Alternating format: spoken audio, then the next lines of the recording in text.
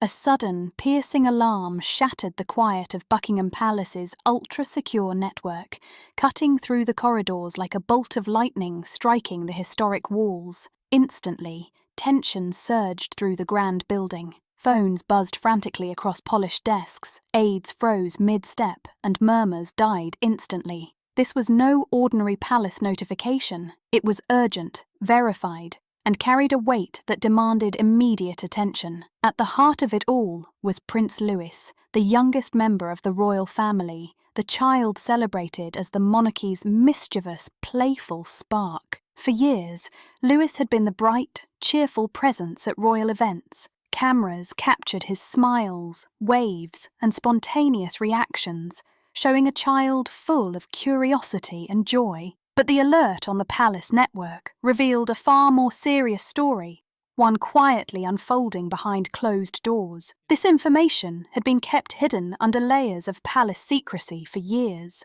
Rumours whispered among insiders, but nothing had ever been confirmed publicly. Inside Buckingham Palace, an almost tangible silence fell. Even the most experienced staff stared at their screens in disbelief. Phones buzzed non-stop.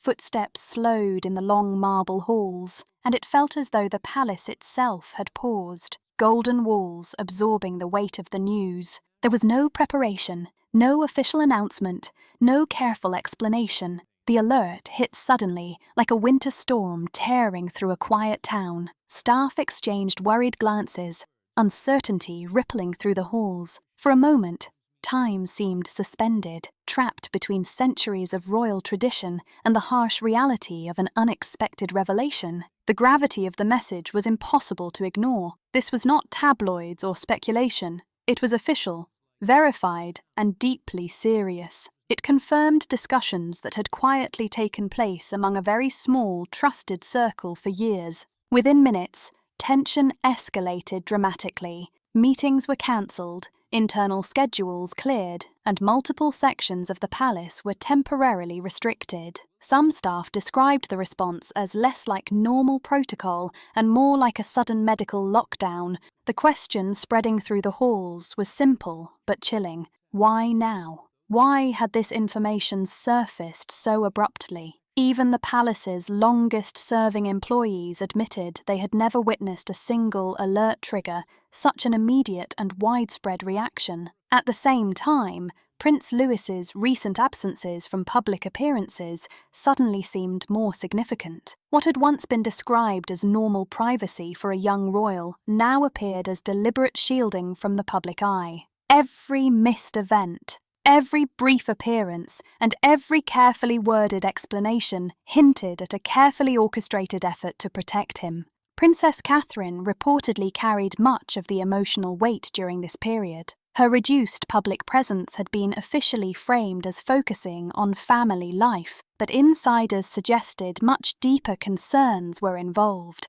Balancing her royal responsibilities with the protection of her child placed enormous pressure on her day-to-day life. Prince William also stepped back from certain internal communications, leaving senior staff to navigate the growing cloud of speculation inside the palace. What had begun as a private family matter quickly developed into a situation with potential implications for the monarchy's public image. Observers outside began revisiting old footage and interviews. Royal historians and commentators analysed every detail. Slight hesitations during walks, brief pauses waving to crowds, subtle supportive glances between Catherine, William, and Louis suddenly carried new meaning. Moments that had seemed ordinary now hinted at a deeper story unfolding behind the scenes. Even the palace's widely reported family wellness retreat in Switzerland drew renewed scrutiny.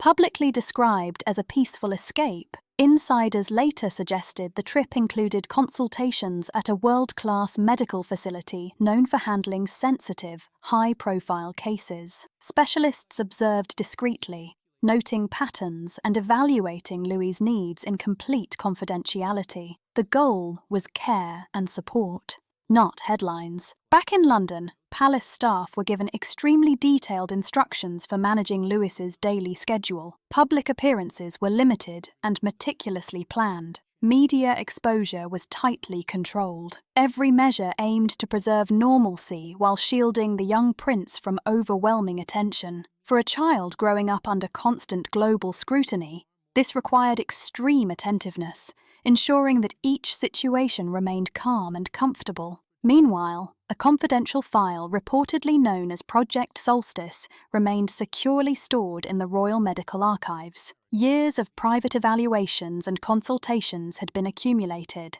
Access was restricted to only the most trusted individuals. Within the palace, responsibility fell heavily on those closest to the family. Footmen, nannies, and aides had to blend compassion with absolute discretion, supporting Louis while keeping palace life seamless. Former staff described the atmosphere as tense, where even minor suggestions, like taking rest during a busy day, could trigger strict reminders about protocol. Silence and discretion were treated as non-negotiable. Over time, a few caregivers quietly stepped away. One royal nanny's departure was officially called personal, but insiders hinted that the immense pressure surrounding the situation played a role. For Catherine, the response was simple and deeply protective. She devoted more time to her children and family life, actions described as personal and profoundly thoughtful. Outside Buckingham Palace, the public remained unaware of the tension behind the scenes.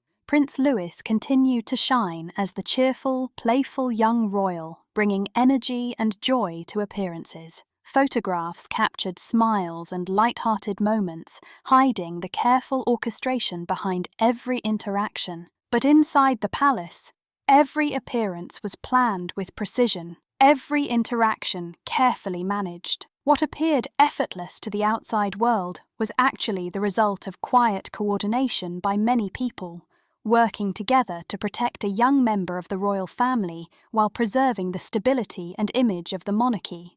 From the very first moment that Project Solstice was conceived, it became clear that this was not simply a collection of files or routine medical records, but rather a meticulously structured and strategically orchestrated initiative, a living testament to the extraordinary lengths that the palace would go to preserve privacy, safeguard dignity, and maintain the seamless continuity of the crown, ensuring that every aspect of the young heir's life was monitored and protected with a level of care rarely seen anywhere else in the world. It was not merely a record of a medical condition, it was a deeply deliberate, multi-layered plan that combined observation, intervention, and constant management by those entrusted with the care of both Prince Louis and the institution of monarchy itself. Balancing medical necessity with public perception and personal compassion with institutional responsibility, every single public appearance that might have seemed spontaneous or casual to the average observer was, in reality,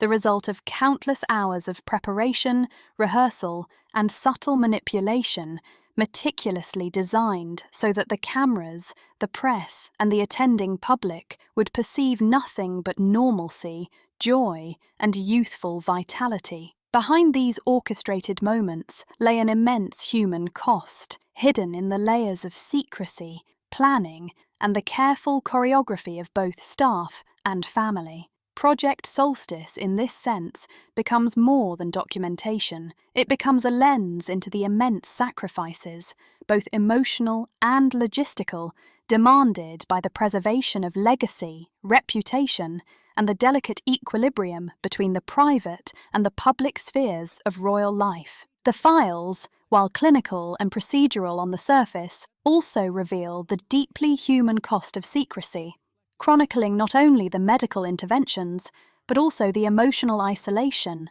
the unspoken pressures, and the constant balancing act required to protect a child while simultaneously protecting the monarchy itself. For Prince Louis, these records demonstrate resilience under relentless observation, care delivered with discretion and attentiveness amidst exposure to public scrutiny, and a persistent vigilance enforced by a network of staff, physicians, and aides who understood that even a moment of neglect could have consequences far beyond the immediate family. For the monarchy, these files are a stark demonstration of how centuries-old institutions manage vulnerabilities that the public will never fully perceive, navigating a world in which appearances are everything, yet truth remains quietly contained behind locked doors. Project Solstice remains a tightly guarded secret, accessible only to a select few who have been cleared for security and confidentiality at the highest levels. Its pages tell the story of a family balancing the demands of transparency with the imperatives of protection, love with duty, and the public's expectation with private necessity. Within this framework, the life of Prince Louis is chronicled with both clinical precision and profound empathy, revealing a story of endurance, careful guidance, and the extraordinary lengths to which the palace will go to maintain both the child's well-being and the monarchy's stability. Long before rumours or public speculation could take hold, the young prince's condition had already been identified, documented, and securely archived. The diagnosis that later sent waves of concern through palace corridors and public discourse was not recent. It had been confirmed years earlier, rigorously reviewed by multiple specialists, and immediately sealed under the strictest measures of confidentiality, ensuring that sensitive details never left the palace walls. This secrecy extended far beyond the protection of a child's privacy. It reached the very foundations of succession, influencing decisions, appearances, and even the subtle ways in which the royal family conducted its most private routines. Project Solstice was never triggered by panic or fear. Instead, it began with subtle patterns and early warning signs, brief moments of disorientation, delayed reactions to stimuli, instances where Louis seemed momentarily disconnected from his surroundings, and other minor but telling behaviours that, over time, revealed a pattern too consistent to ignore. Initially, these were dismissed as typical childhood quirks, fleeting moments easily overlooked by caregivers focused on a busy and public family life. Yet, the patterns persisted, growing more evident with each passing month. By the time Louis approached his 3rd birthday, the palace physicians concluded that further, highly controlled investigation was required, managed with extreme care given the young prince's position in the line of succession and the potential implications for the monarchy itself. A highly classified investigation was quietly assembled, involving experts who arrived undercover, worked in discreet facilities, and communicated only through encrypted channels. Specialists from around the world were consulted: a Swedish neurogeneticist, a Canadian child neurologist, and an Israeli expert in early detection of rare neurological disorders. Their work was conducted under strict secrecy, away from public view, and outside the reach of traditional governmental oversight. What began as cautious observation evolved into a comprehensive and urgent medical inquiry, focusing on a condition that was rare, unpredictable, and classified within a small subset of degenerative neurological disorders. Some children with this type of condition remain stable for years. Others experience a gradual but relentless decline. Prognoses were uncertain, medical literature provided few definitive answers, and the stakes were uniquely high for a child who might one day hold the highest office in a constitutional monarchy. For Louis, the diagnosis represented a quiet, relentless ticking clock, one that progressed in a dimension only fully understood by the palace physicians and the select specialists charged with Project Solstice. While the public observed a cheerful, lively young prince at formal appearances, royal engagements, and ceremonial events, every developmental milestone, every delay, every pause, every subtle sign was meticulously recorded. These observations were detailed in medical files and encrypted digital records, forming a growing body of evidence that the palace could rely on to manage his care, appearances, and the long-term implications for the line of succession. Despite the gravity of these findings, the palace chose silence, a decision made at the very highest levels. Legal safeguards were drafted.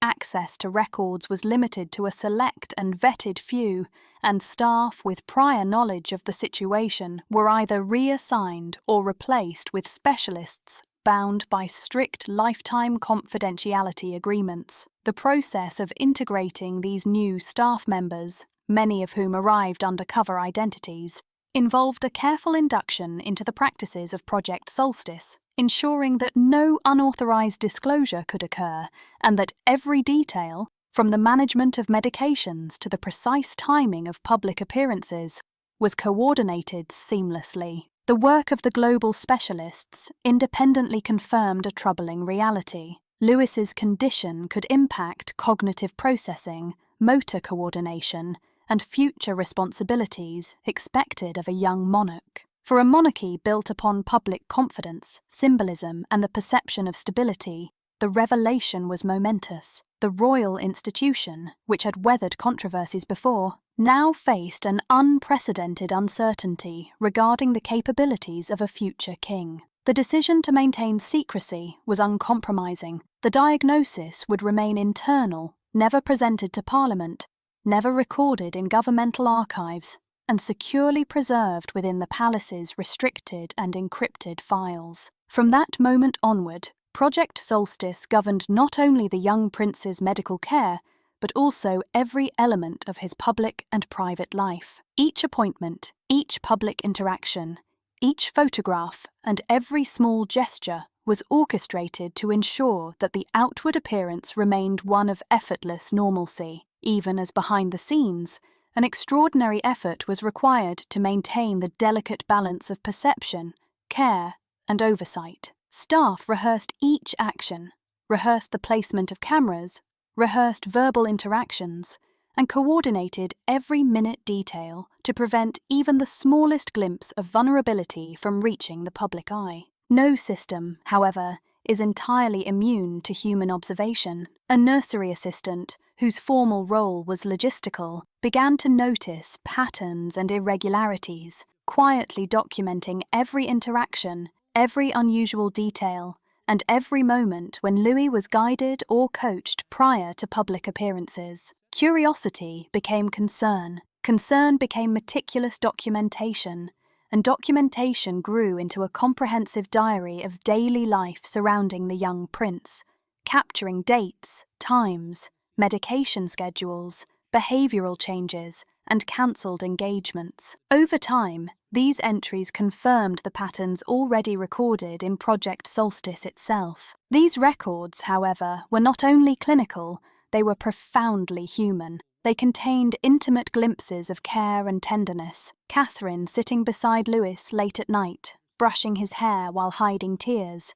Conversations with doctors, searching for hope amidst uncertainty. Quiet moments of exhaustion, worry, and resolve. One entry, written almost as a confession, described the enormous weight of secrecy, the moral tension between protecting the child's privacy and the ethical responsibility to ensure that oversight existed outside the palace walls. Unable to bear the burden in silence, the assistant sent an anonymous package containing their notes to an international health organization, aiming not to provoke scandal, but to provide independent oversight, ensuring that the child's care and the monarchy's management could be externally validated. Once this information left the palace, control was irreversibly lost. What had been contained in encrypted files and restricted archives now hovered on the edge of public awareness. The palace was suddenly confronted with urgent questions. Who had known? For how long, and what other revelations remained concealed within the deeply guarded Project Solstice? History has repeatedly shown that institutions rooted in tradition rely on strict narrative control. Yet when secrecy becomes strategy, it remains inherently fragile. The truth inevitably finds a way to emerge. Even now, Project Solstice serves as a stark reminder that every smile, gesture, and carefully staged moment of a young royal is the result of constant vigilance, strategic planning, and unyielding effort. Behind the polished public facade lies a story of endurance, meticulous care, and the ongoing management of expectation in a world where appearances can define legacies. For the crown, and for the child at its centre, these truths endure. silent yet transformative, hidden yet defining, and entirely shaping the legacy of an institution built as much on what it conceals as on what it reveals. If you found this story compelling, stay with us as the investigation continues. The next chapter of Project Solstice may reveal more about the forces working quietly behind palace doors. And if you want to follow every development, consider subscribing so you don't miss the updates.